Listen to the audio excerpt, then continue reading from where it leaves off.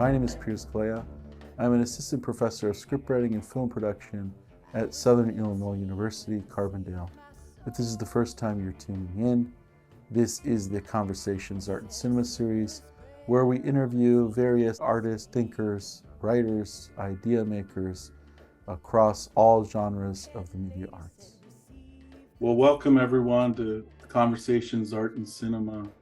We have such an honor to have Chen Chen here, writer, artist, educator, editor. I ran into these books and I have not stopped reading all of them. Such a whirlwind. This is the latest one out. Your Emergency Contact has experienced an emergency. I also have When I Grow Up, I Want to Be, a list of further possibilities. He holds an MFA from Syracuse University and a PhD from Texas Tech University. He has taught at UMass Boston's MFA program and at Brandeis University. As the 2018 to 22 Jacob Ziskind Poet in Residence. Currently, he is core poetry faculty for the low residency MFA programs at New England College and Stone Coast. With a brilliant team, he edits the journal Underblong. Am I saying that correctly, Chen Chen? Okay. With Gouda Thomas, The Lazy Egg, he edits The Lickety Split. He lives in frequently snowy Rochester, New York, with his partner Jeff Gilbert and their pug, Mr. Rupert Kaz. Welcome, Chen Chen. Thank you so much for honoring us, for being here, for your incredible poetry, for your hybrid text, for your authenticity, and for really touching me and making me feel not so lonely in the Midwest. And I really felt Lubbock, Texas. I felt location. I felt place. I felt this sense of being a third culture kid like you through all these pieces. Felt your love of language, of sound, of rhythm, of breaking form, of thinking of new sentences. I love all the Banu Kapil writer, my teacher at Naropa, that you did those allusions and those exercises, and just wonderful pieces. And I think to start off, I just want to sort of talk about this idea of writer's mind that you mentioned, and you say that you got into writing because in second grade it was the joy of writing. And I often talk to the students that are here about the creative mind versus the editing mind. And I always say the creative mind is saying yes, yes, yes, and keep going, and sort of stay out of the editing mind as much as you can. And so I'm curious, how do you stay in that place of joy? And how do you connect with that second grader in you to sort of open up that space for you? Wow, what a beautiful question to start with. And also, first of all, thank you so much for the invitation and for the space to have this conversation. Yeah, I think a couple different answers for this, but basically, yeah, I think I became really, well, I think, those early experiences of writing or being creative in some way are really important. And if you first come to writing with that sense of joy, and if it's something that's really fun, then I think that is something that can really stay with you. And so even though, yeah, I mean, I ended up studying it for quite some time in school, I always tell people not to do what I did, which is go right from an MFA program into a PhD. Like, take some time. I think it's good to live your life, do other things. But that's what I did. But I think I was able to do it in part because writing was still this really fun thing for me. So even as it became a more formalized practice and something of like more academic study, there was still that core sense of joy that carried me through it. Although I'll also say that I think the joyful place is often where I'm trying to go. Like it's not where I start off. Um, but it could really be anything that I start off with in the writing process. So it could be something that actually makes me angry or upset in some way. Um, or I'm thinking about grief.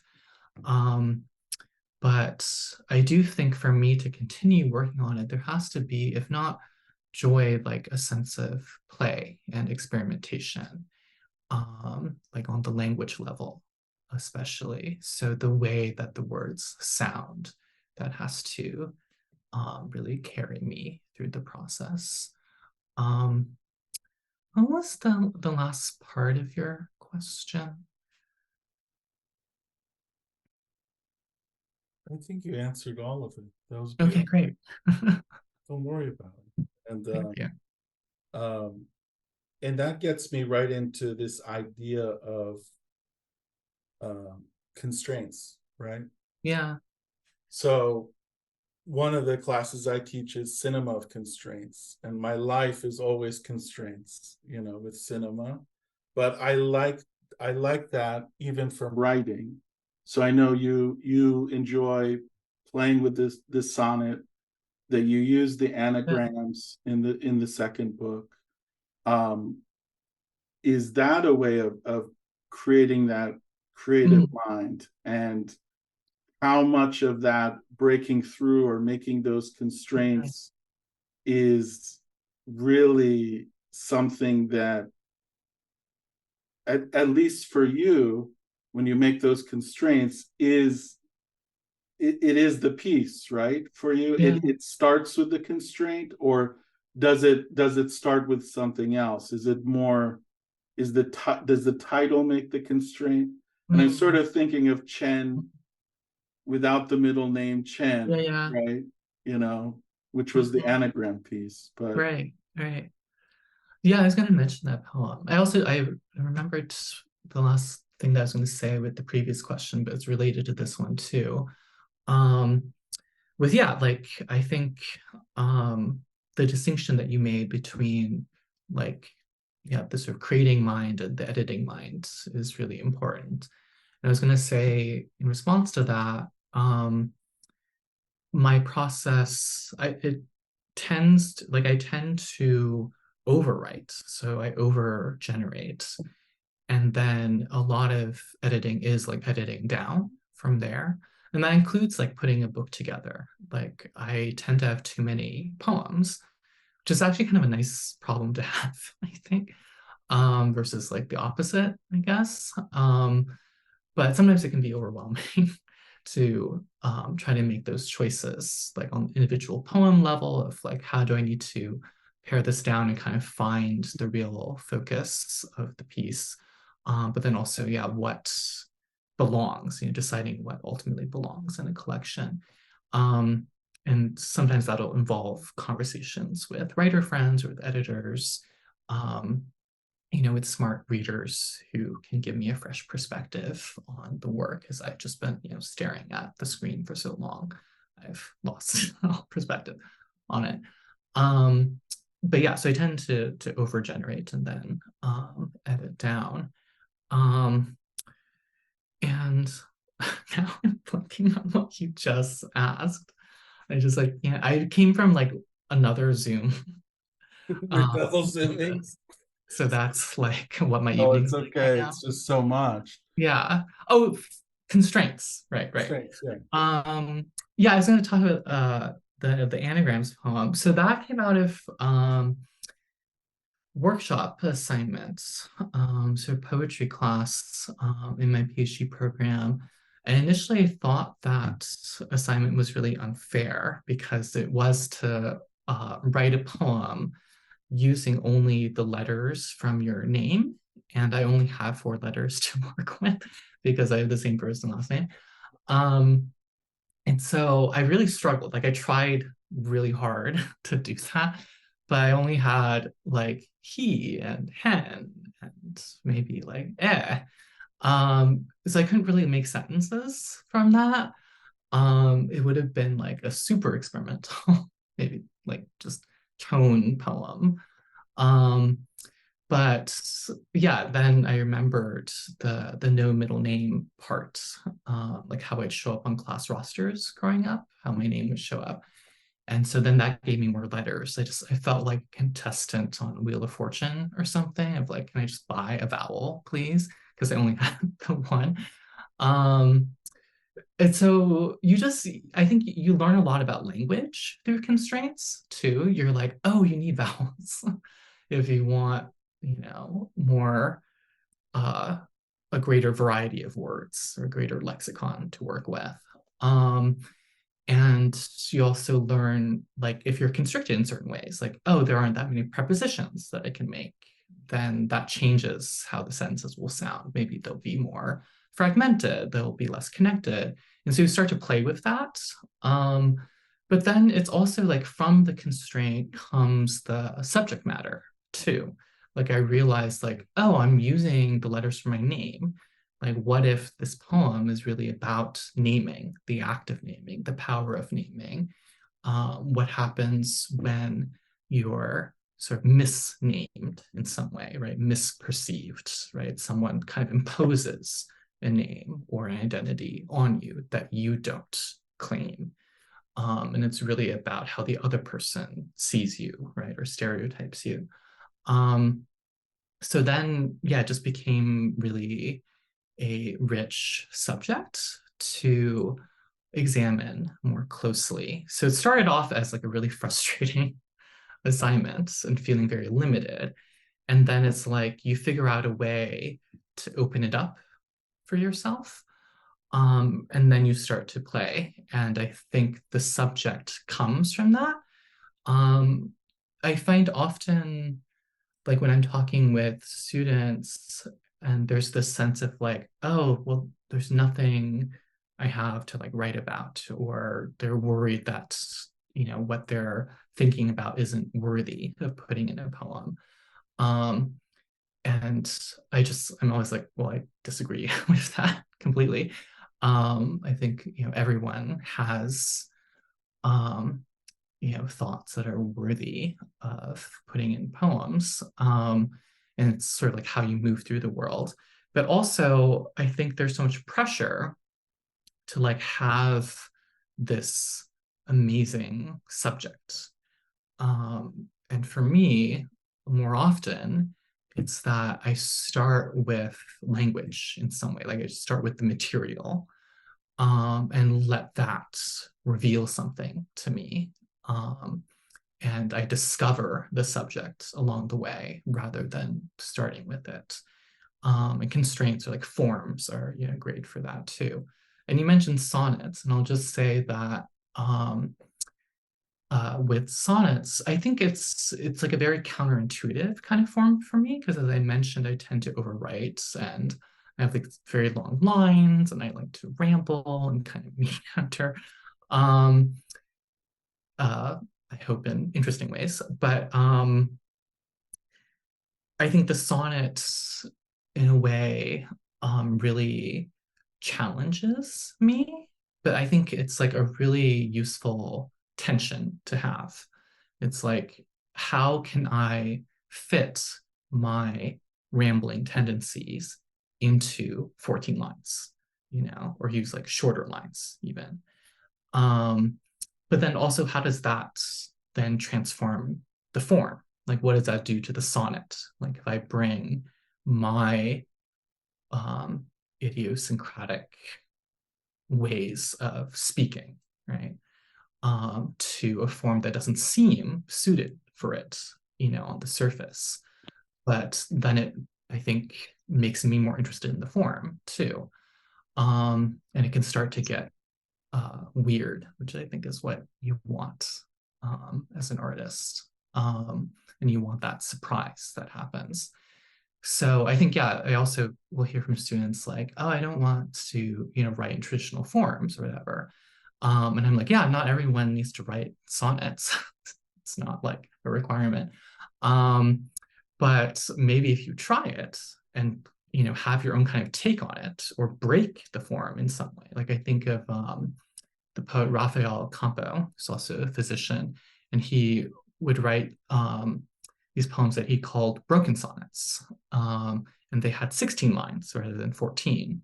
And there was like this additional kind of couplet, these additional 2 lines. But he was really thinking about, and many of the poems are about his experiences as a physician and, treating people. But this idea of like the poem as a body and like what happens when you add this like interaction, basically, right, to an additional 2 lines. Um, so yeah, I just think there are a lot of surprising, exciting things that you can do, within those forms, within those constraints, and you kind of make them your own. Yeah, I love that. And that you're using language almost as a psychological excavation at times, Yeah, yeah, yeah. because you can go into memory, you can go into grief, you can go into a deep sense of empathy, you can go into a sense of place and location. Suddenly we're with the llamas, suddenly we're racing to the tree, you know. It's just these beautiful moments, and then we're jumping all through them. Um, in particular, I wanted to ask about your titles. At one point, you talk about how you love the really long titles, and that might be because of the Chinese poets that you love, and they had those long titles, right? So I'm just curious, as far as your titles, are you consciously thinking of the title first before the piece?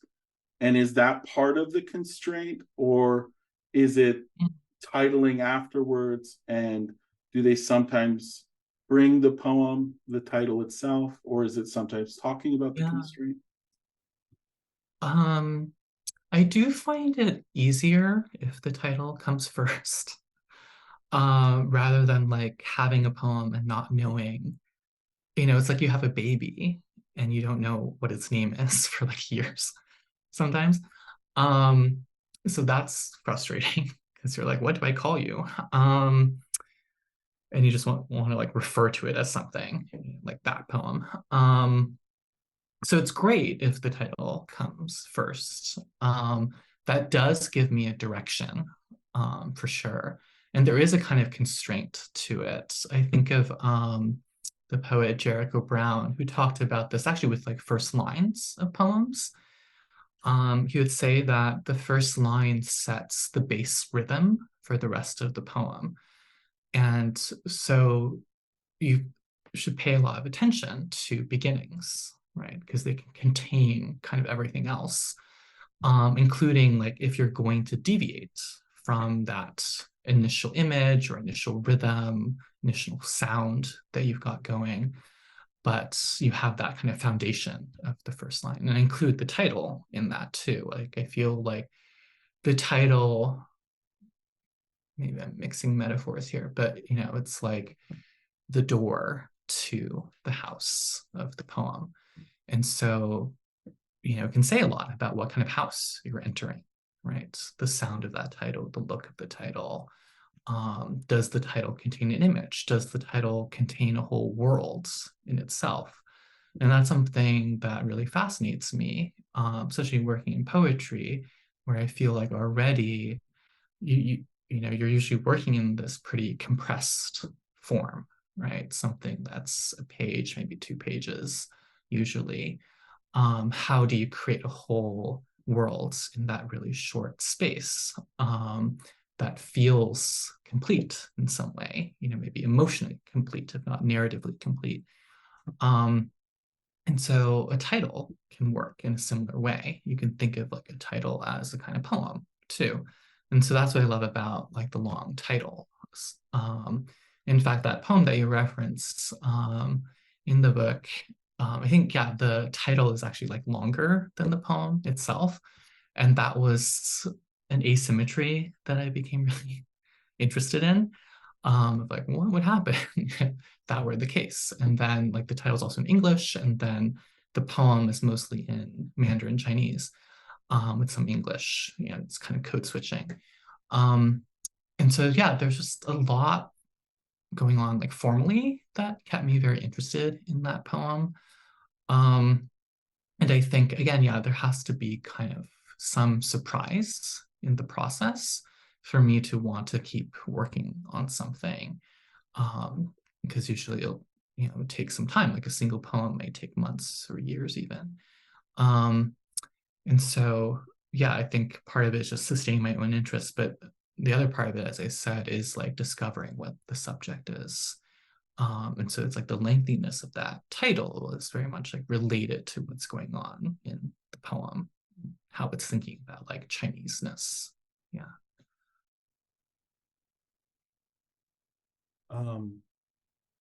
I would be remiss not to ask about this, which is just the sense of being a third culture kid, and all that you went through, and the shift between language, often being a translator.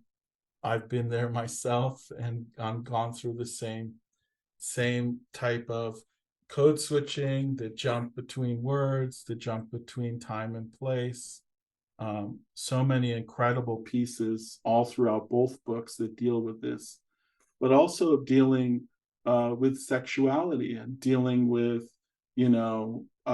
parents that don't always accept us for who we are, and the trauma of that, and how we deal with that kind of grief, and how do we reconnect to family. And I'm just curious for you in sort of experiencing different traumas, facing those things, trying to be empathetic, trying to write about it. Sometimes those are such difficult things, and you manage to handle it so gracefully and with such poise and such poignancy. And I'm curious, do you often, as far as dealing with those elements for yourself, are you doing something like that with the overwriting, where maybe you write out something and then burn it?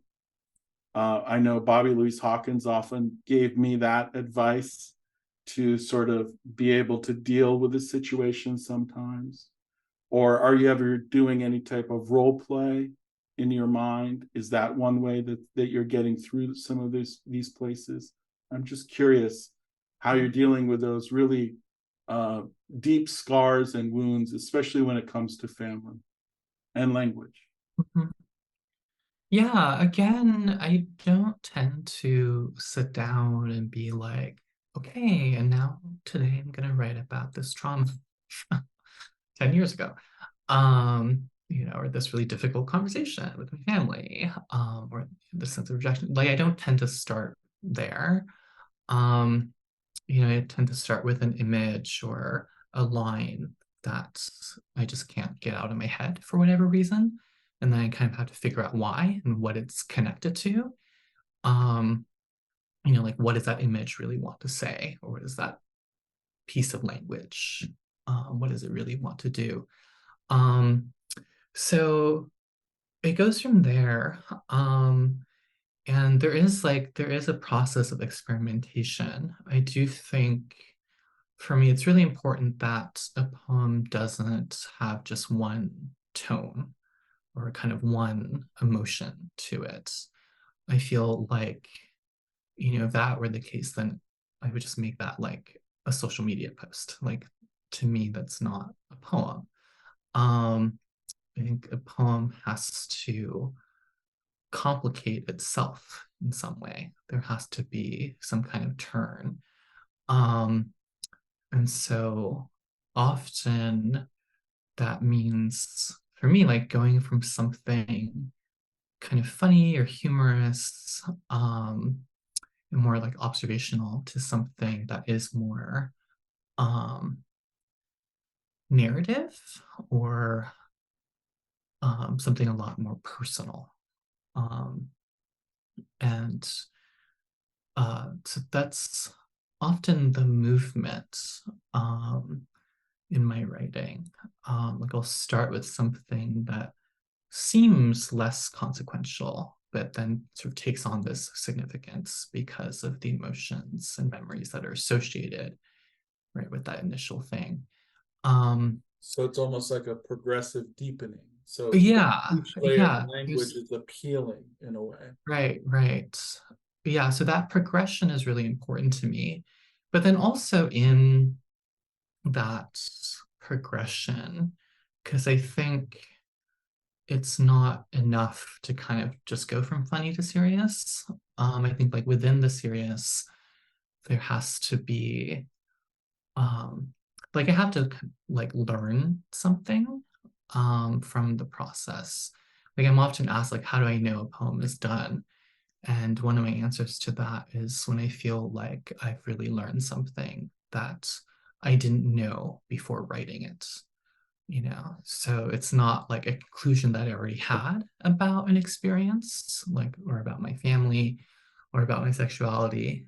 Because again, it's like I could just post that, like if I already know what that thought is. Um, but working on a poem means I have to kind of stay in the ambiguity and uncertainty um, to get somewhere else. Um, and for every poem, it's going to be different too. Um, you know, but the insight that I have in one poem is not going to be the insights in another. And I think that to me is the really exciting thing about the creative process. Um, I think it can be scary too, because it's like there's no kind of template for what you're doing. Um, but that's what I'm always really interested in. I'm just curious about, well, in the next one, what's gonna happen? So even if you start in a similar way, right, you could end up somewhere completely different. You know, like I've written poems where it starts off um, like kind of whimsical, and then there's like all this anger in it that comes out, and I'm like, oh, I didn't realize that that was something I was so upset about. But the poem becomes a vehicle for exploring that. Um, I love this that you're exploring the uncertainty and staying within the unknown. Um, it makes me think also about two pieces of yours. One, will be gone after these brief messages. And I'm not a religious person, but Mm, these sort of yeah, also the uncertainty of religion. You mentioned Monkey King, you mentioned Tao Te Ching, you mentioned all these sort of things. I'm yeah, sort of it's also kind of a very sort of Buddhist principle, right? yeah, This staying in the unknown. Is that something that you're connected with, and is that where it stems from, or is it more this is something yeah, you're getting from Heidegger and Aletheia and other parts of philosophy yeah, that you're yeah. interested in?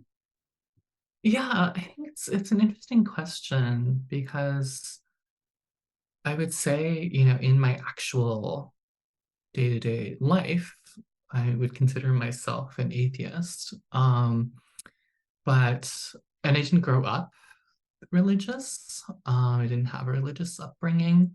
Um, but it was still kind of like culturally, you know, around me the way that I think a lot of like Christianity, especially in the US, is just like in the culture. And so it's just something that you pick up. Um, and in terms of like literary study too, it's something that you look at and you think about, yeah, these figures from the Bible. Um, so yeah, it sort of came to me that way. But I would say that at the same time, the speaker of a poem is not exactly me. Like it is autobiographical. A lot of my writing is autobiographical. And this is, I think there's sometimes a misconception about autobiographical writing. Like I was saying that it's like, oh, you already know what happened to you. And so you're just kind of recording that, but that's not what I'm interested in. Right. I want to learn something from the writing itself. Um, and so, you know, along those lines, when it comes to like say like writing about difficult experiences too, right? I want to come to a different conclusion, or I want a different kind of insight to it that I didn't have before.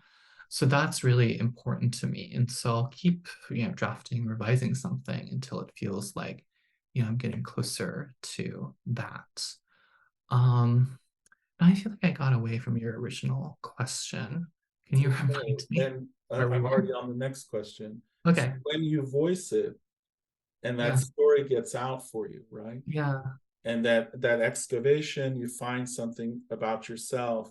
Do you feel that once it is voiced, there's something in the healing of it, or there's Yeah. something in the telling of it that that that story gets to sort of be put at rest in a way, or that Yeah. it needed to be put out into the world in a sense? Mm-hmm.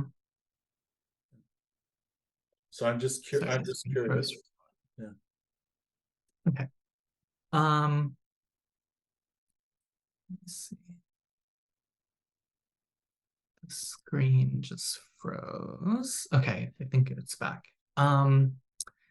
Yeah, I think there is definitely an element of healing to it. But at the same time, I think it does bring up more questions at the same time.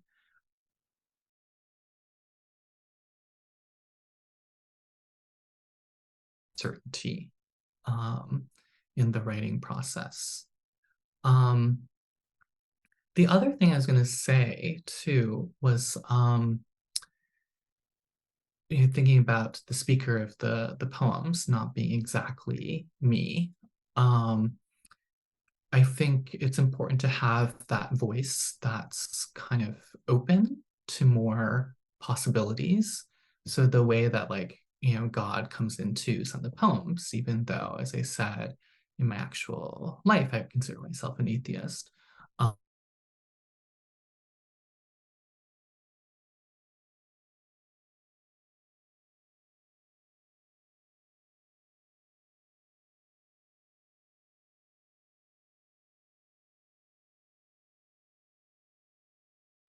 Am I frozen, or did we lose Chen Chen? I think we'll Chen Chen. Yeah, We'll wait for them. he's frozen for me too. Okay, we'll just wait until they can log back in. They must have had a bad. I, Oh, you're back. Okay. yeah, I don't know. I think the internet just cut out. Well, you're in Rochester, so are you getting bad weather? Um, Not currently, but there does tend to be that. Yeah. Um, Especially as we approach winter. But yeah, I don't know where it's like left off. You were saying something about uncertainty, and then Oh, yeah, yeah. Um, yeah, I was gonna say again with like the speaker of the poems being different from me. Um, I think like it's important to me that like the self on the page is maybe more capacious and like open to different possibilities. So like the way that like God comes in, or certain like Buddhist ideas come in. So I just like that, yeah, flexibility in the voice in the poems and the perspective in the poems, that they can think or engage with figures or ideas that yeah, are different from maybe what I would um, immediately do in my everyday life. And I was saying like, yeah, there is an element of healing to writing these poems. Definitely. But at the same time, I think the writing also raises more questions. Yeah, because of that uncertainty that I'm trying to follow and stay with. And so to me, yeah, I don't want to feel like it's ever completely resolved, but that also just seems like unrealistic to me. You know, to wrap everything up in a big bow. It can look really pretty, but it just doesn't feel true to me. So even like when the poems address like healing that's happened from certain traumatic experiences, there's still like the sense of, well, that's an ongoing process, or there's a kind of question of, well, what hasn't been really examined yet. Yeah. And also that it's not you, it's the person on the page, which is Yeah. different from you, which is Yeah. also pretty amazing. And it also makes it refract, right? So it's, you can sort of look at Mhm. yourself or look at another Yeah, side of something else, exactly. and then it becomes almost like a Rashomon, you know, Mhm. perspective, which is Oh, great, yeah. you know. Before I ask too many questions, this is my last one, and the students are dying, I know they are, but this poem kills me. This Race to the Tree splintered me in 1,000 pieces.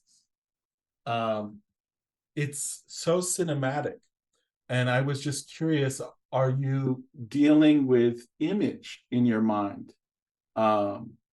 oftentimes besides language? I know the focus is on language, on the word, on the sentence. Are you seeing images as well? Do you start with images? Mhm.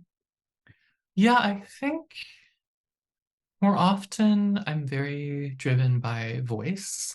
Um, yeah, there's like a sound to the voice that I'm trying to get on the page.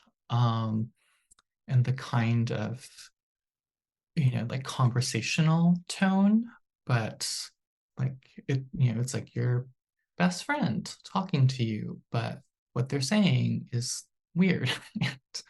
The kind of leaps that they're making are, you know, more imaginative, maybe, I hope.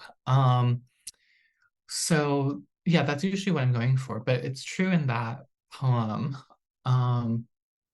that yeah, it's very image driven. And there's kind of a whole story in it, in the three sections. Um, and so yeah, I thought a lot about um how to um, you know, describe the trees or the experience of like the speaker in the tree, but also the recurring image of the moon in each section.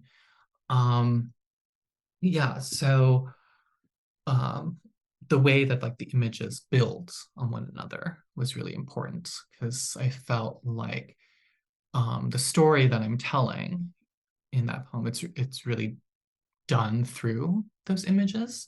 So each time the tree comes back, or each time the moon comes back, something new has to happen with it, where it feels like um, you're understanding more about the speaker's situation and his like um, emotional life, right? So yeah, there's some poems like that where, you know, I realize that that's the case, that I really have to let the images do a lot of that work. But it really depends. Is it horrible if I ask you to read the piece?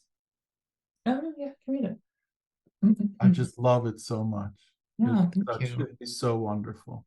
And then we'll hear from the students. Race to the Tree. 1. I was 13 and it was night, and without even knowing it, I had successfully evaded the Amherst police for 5 hours. It was night, and without having committed any crimes, I was pursued, looked into by the Amherst police. Well, perhaps I trespassed, scrambled up a tree past mine in its bedtime. Stoic and oak, it once served with dignity as safety. It stood so close to my family's apartment. It was pathetic the police couldn't find me. So close, the oak seemed to be ours, but it wasn't. Every oak and pine and birch in the complex belonged to the landlord. whether or not he'd climbed each one himself. I had scaled this old, safe tree with my running shoes, planning to run away, if not far away enough, then for long away enough that my parents would start to miss me. I was 13 and it was night, and all night I stared at the moon from my tree, willing myself to think not of them, but of how it would taste to kiss, to be kissed, oh moon, for a long time, for the first time, to be KISSING in this or any tree. 2. I wanted to kiss a boy on the throat, not the soft, smooth neck, but the protruding, tough core of a boy's throat, the part named after the very first boy and the stupid fruit his girlfriend made him eat. His girlfriend's ugly, I thought in my tree. I'd be much better for him. By dawn, I was still 13 and kissless, but had made it, using my spy and JV track skills, 8 blocks away, without being detected, to the university, the glass and concrete country, where my parents put on their best American accents and smiles, to earn degrees, the equivalents of which they'd already earned in China. I was 13 and wouldn't have said it so succinctly, but I knew something about the sadness of the facts. Oh moon, hungry moon, unkissed and silent, I would kiss you. In that moment, though, I decided to spit and kick at the gray concrete, recalling mom and dad's idiot faces yelling at me. I was 13 and it was morning, and the concrete deserved my punishment, and my climbing it like a tree, and my installing myself as the landlord here and everywhere and everyone should see. It was morning, and my eyes hurt in the growing light. And then, as the sun poured its useless gold on all the solid gray, as I was about to reach the top of the slanted edge of a wall, for the first time, my speedy, stealthy sneakers failed me, and I slipped. 3. Ankle twisted and whimpering, I limped back home. My mother rushed out and greeted me with pale-faced silence, then a command to get in the car. As she drove back to campus, this time to the student clinic, she told me that she had called and called the police, who had told her it'll be all right, we'll find him, though they hadn't, maybe didn't even bother to try. I watched my mother's fingers on the steering wheel. An hour later, I boarded the bus to school on crutches. At school, I told the boy I liked, the boy with the best mile times on the team, that I was just getting some extra practice and wasn't careful, and guess now I'll never be as good as you this season. He looked at me for a moment, looked away. I didn't tell him I spent all night in a tree because my mother slapped me after I told her I might be gay. I didn't tell him that I hit her back, that my father tried holding us apart like the universe's saddest referee. I didn't show the boy the bruise, I didn't show the doctor. I said, good luck at the race today, then closed my eyes, thought of night, of the moon bobbing through it, like an Adam's apple plucked out, bobbing through a dark absence of throat, oh, silent and unkissed. That's how I wanted you to suffer too, boy who wouldn't look at me. Seeing you run so beautifully on the track that afternoon, I wanted you to suffocate, breath starved from all the miles you'd run away from me.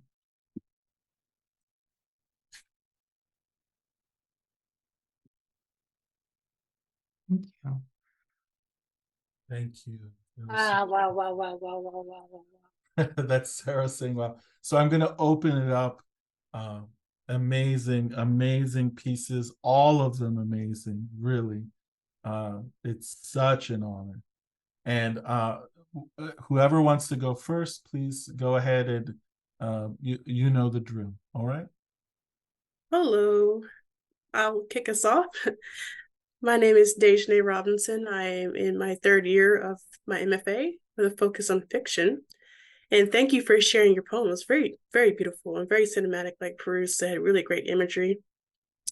So my question is, understanding and looking back to where you've been, what does your creative mind want to do next? Like, what do you want to experience next? Because your poetry can easily be turned into a film. Wow, thank you. I mean, that would be amazing. And I've really enjoyed collaborating with other writers and artists. There was this amazing dance, actually, these choreographers and dancers who came up with these dance pieces that were kind of like set to a couple of my poems. And this was with POW Arts Center in Chinatown, Boston. And at the time, because it was like in the middle of the pandemic, we did a lot of over Zoom. But then we got to eventually, me and the dancers perform together for this event in Chinatown. And that was just like one of the highlights of my writing life. It was just so, and I just couldn't have imagined like how someone could interpret the words on the page in such a fluid way, and with their entire bodies. So that was amazing. So I'd love to do more stuff like that. Film would be amazing. I am writing more nonfiction as well. So I've been working on some essays, and I'm at the very beginning of like a memoir project. And it's interesting because like my writing, as I said, is very autobiographical. But prose is just, it's very different. So I'm going about it pretty slowly, but I'm excited to see, what will happen. Thank you for that question. Thank you. I can go next. My name is Andrew Primus, and I'm a second-year MFA. I work with Dejanay, actually, so we're co-workers.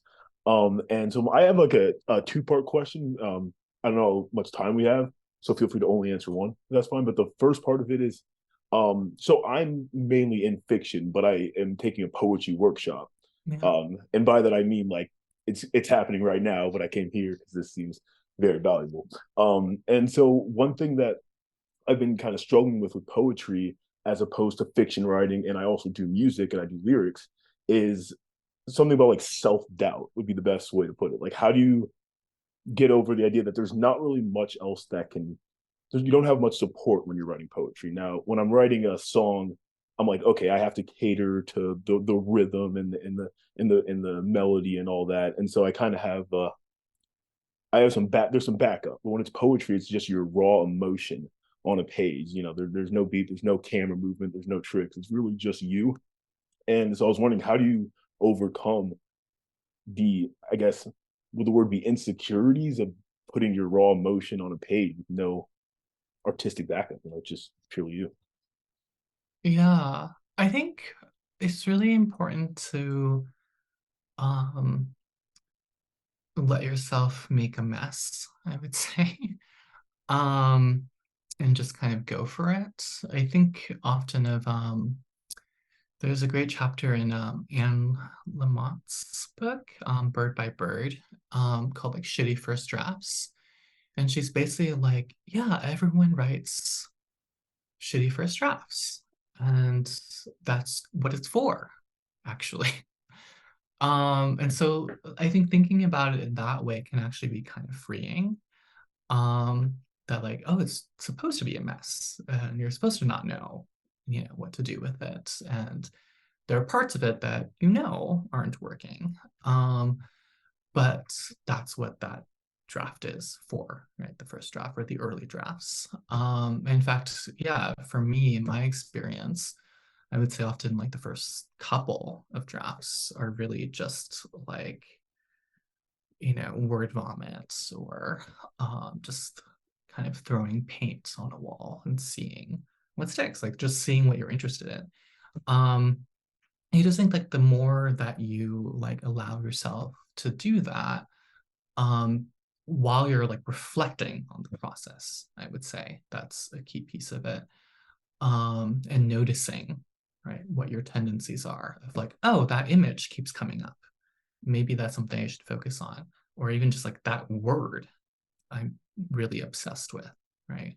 I'd say like in a poem, that's particularly important because you're, as I said, you're working in a much smaller space usually. And so the things that repeat or hold kind of heat for you are going to be really, really important. So pay attention to those.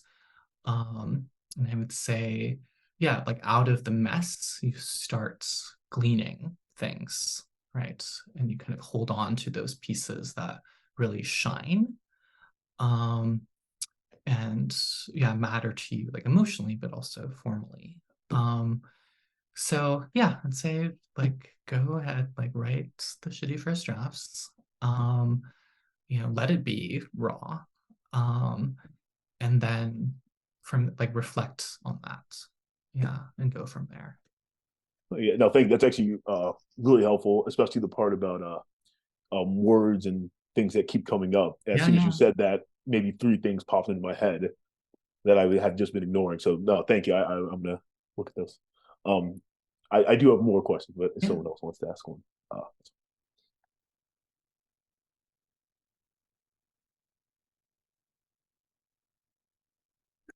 I do have another one too. I can just go. You mentioned that some poems come from writing down lines and that being a starting point, and that writing itself can raise more questions and even heal. So my question is, what part of the creative process is bringing you the most joy right now? Is it the act of writing, the act of editing and refining within whatever constraints you give yourself? I'm just curious, what's bringing you the most joy? Oh, yeah, right now. Um, yeah, I think right now it's looking at, I've been working on these two different series of poems, and they're quite different from each other, both in terms of form and subject. Um, and I like kind of having that, like two different kinds of projects.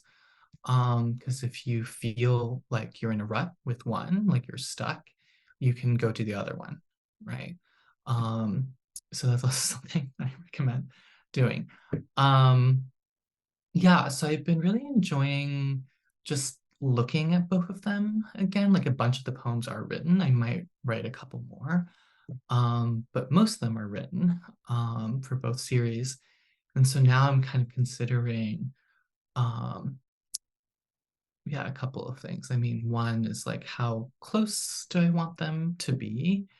Um, which is basically like what kind of conversation do I want the poems to have with each other? Like, do I want them to be, best friends, or do I want them to be farther apart? Should they be frenemies? Should they be enemies?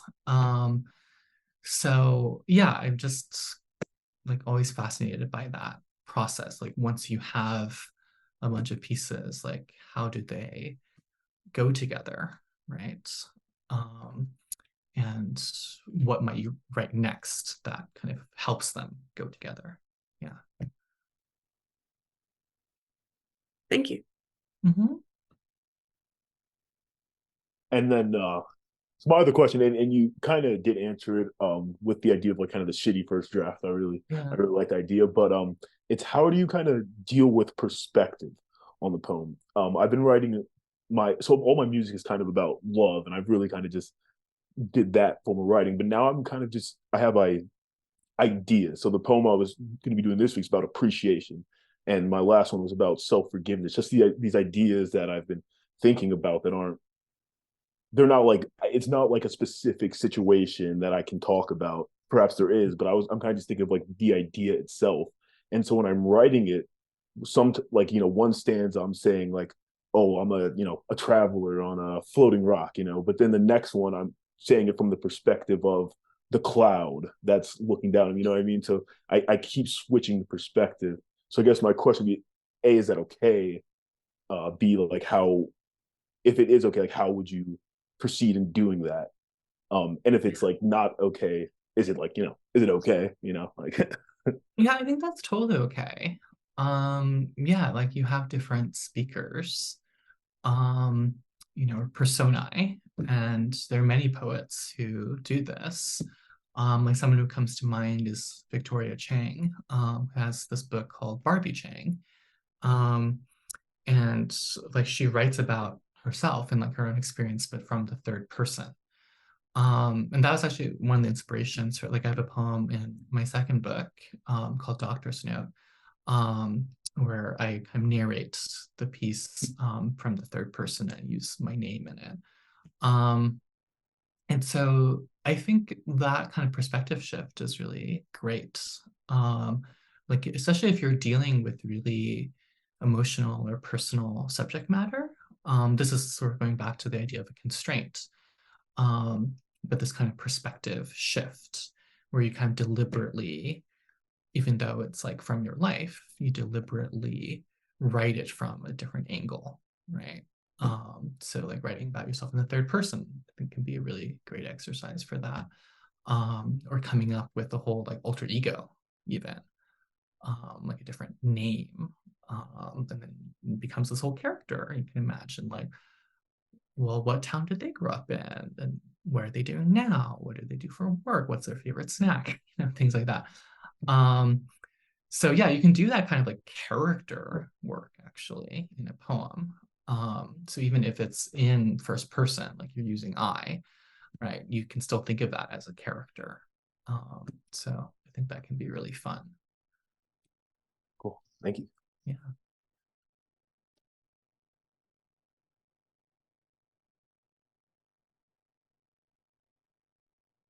And I do have another one.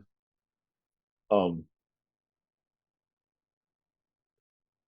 Well, let's let some other people have some Yeah. questions. I know you want to. Sure. You can go forever, Prone. I kind of got one. So my name is Nathaniel, and I'm a third year MFA student. I'm more of a screenwriter myself than a poet, but I like everything that you've been telling us. So my question is, so me going through revisions of my thesis screenplay, I am having to pick up a lot of critiques and criticism. And recently I was told how I could separate myself from the work in order to take in the critiques being given to me. So how do you yourself actually separate yourself from your work so you don't feel like you have the need to like defend it with all your might? Yeah. Yeah, that's a good question. Um, I think it's harder to do that in an MFA program because you're having to do things so quickly. Um, you're under this time constraints. And so in my own like writing practice these days, it's kind of a wonderful luxury to just take time.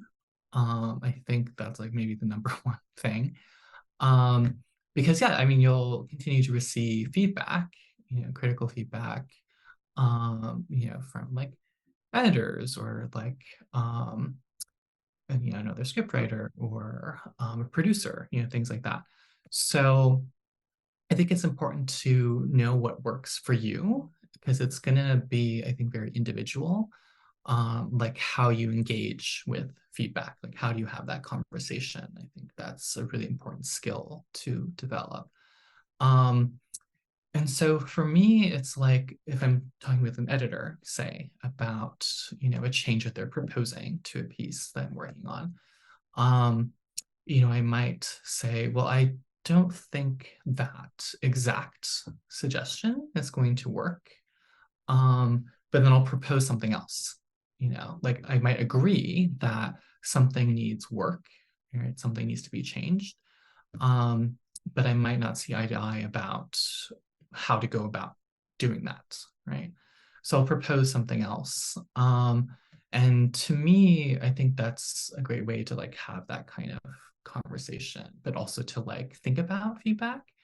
The other thing that I would say is, yeah, to treat that feedback as a way to gain clarity about what you're working on.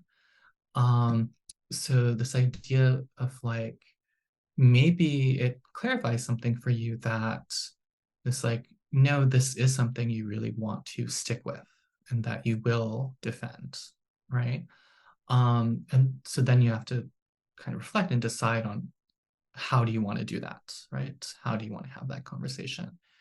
So say like in my first book, I worked really closely with the poet Jericho Brown, who had picked it for publication from this contest. And we agreed on a great many things. He gave me all these notes on the manuscript and was super generous with his insights. So yeah, we agreed about a lot of things, but not everything. And so I had to kind of, it's almost, some of it's like knowing when to pick your battles. But some of it is also just like, yeah, what is your gut saying?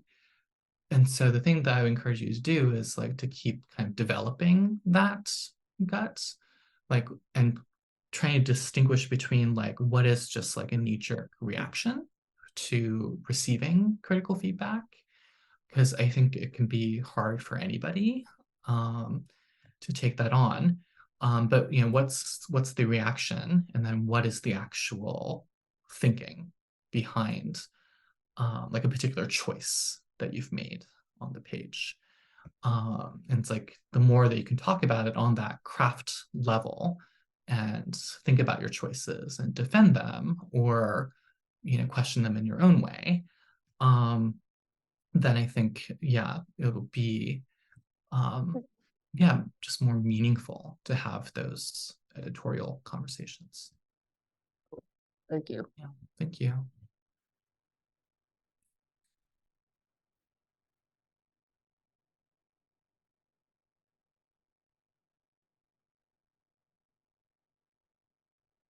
All right, folks, we need to sort of be mindful of Chen Chen's time, where he's gone way over.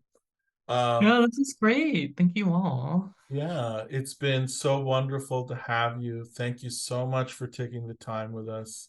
Such incredible work. Thank you for your generosity, your kindness, your empathy, and your beautiful pieces. We wish you so much more positive, joyful writing, and all the explorations that you'll be doing with the memoir, the autobiography, the excavations, and all the rest. You. Yeah, thanks for all your questions. It was great to get to talk. Yeah, really appreciate it. All right. Take care. Thank you, Pirooz, for convening this. And thank you, Chen Chen, for coming. Thank you. Thank you. Yes, thank you. Thank you.